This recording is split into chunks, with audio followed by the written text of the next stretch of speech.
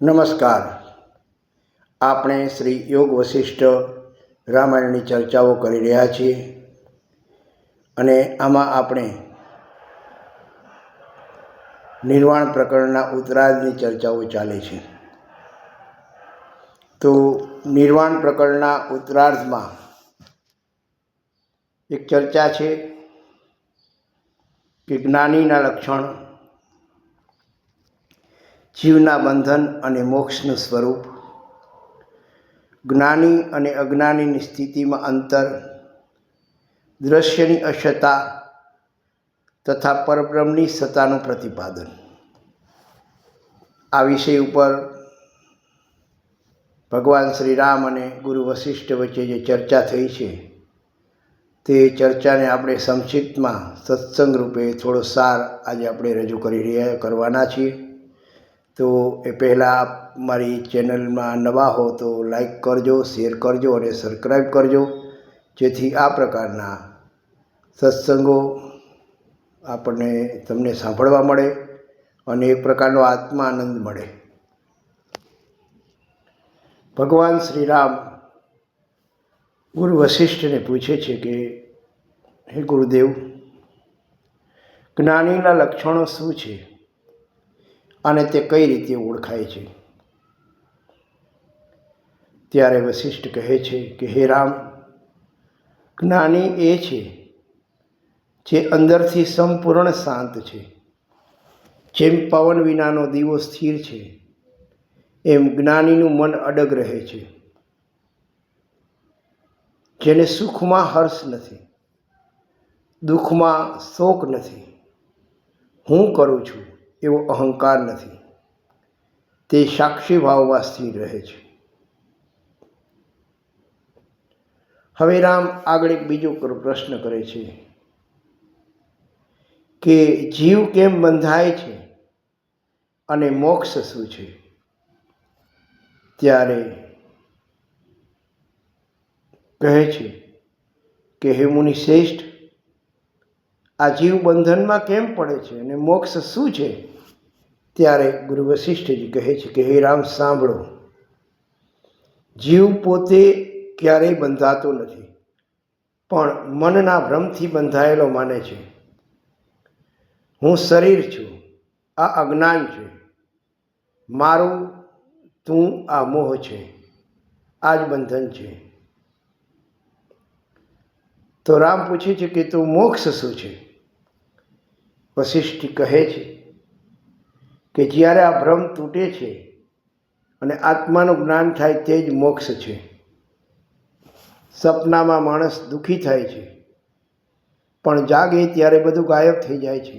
એમ જ્ઞાનથી બંધન મટી જાય છે. રામ પૂછે છે કે હે ગુરુદેવ, જ્ઞાની અને અજ્ઞાનીની સ્થિતિમાં શું અંતર છે? ત્યારે વશિષ્ઠ કહે છે કે હે રામ, અંતર તો માત્ર દૃષ્ટિનો છે. અજ્ઞાની કહે આ બધું સત્ય છે, જ્ઞાની જાણે છે કે આ બધું મિથ્યા છે.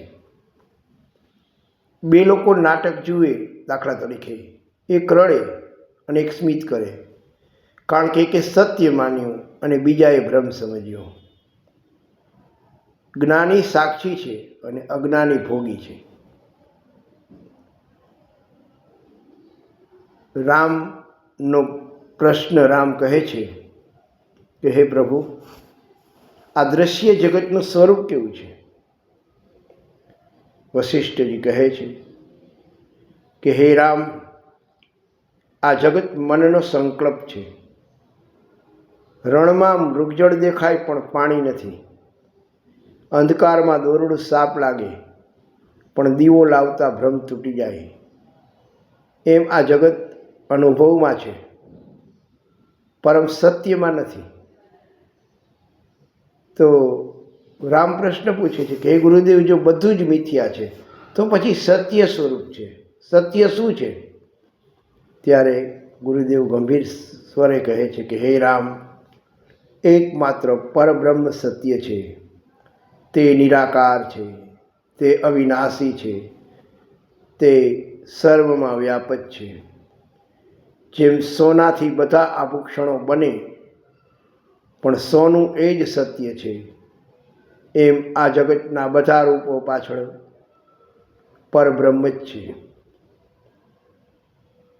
હે રામ, મન શાંત થાય એટલે જ્ઞાન પ્રગટે છે, વશિષ્ઠજી કહે છે, અને જ્ઞાનથી મોક્ષ પ્રાપ્ત થાય છે. તમે જે શોધો છો તે તમે પોતે જ છો. શ્રીરામ નમ્રતાથી મસ્તક નમાવે છે. તેના હૃદયમાં શાંતિનો પ્રકાશ ફેલાય છે. આનો એક સારરૂપ મંત્ર આપણે જોઈએ તો બંધન મનમાં છે, જ્ઞાનથી ભર્મ ત્રુટે છે, જગત મૃગજળ સમાન છે અને પરબ્રહ્મ એકમાત્ર સત્ય છે. આ ચર્ચાનો સાર એવો છે, સત્સંગના રૂપે જોઈએ તો તમે જે બહાર શાંતિ શોધો છો પણ શાંતિ તો તમારા અંદર જ છે. મનને શાંત કરો, હું કોણ છું તેનો વિચાર કરો અને સત્યને અનુભવો. સોનાની દુકાનમાં ઘણા બધા આભૂષણો હોય, કળા, હાર, મુદ્રા. આ સોનાના દાગીનામાં બધું અલગ અલગ લાગે પણ મૂળ સોનું છે. એમ આ જગતના સર્વત્ર રૂપો પાછળ એકમાત્ર સત્ય છે, પરબ્રહ્મ.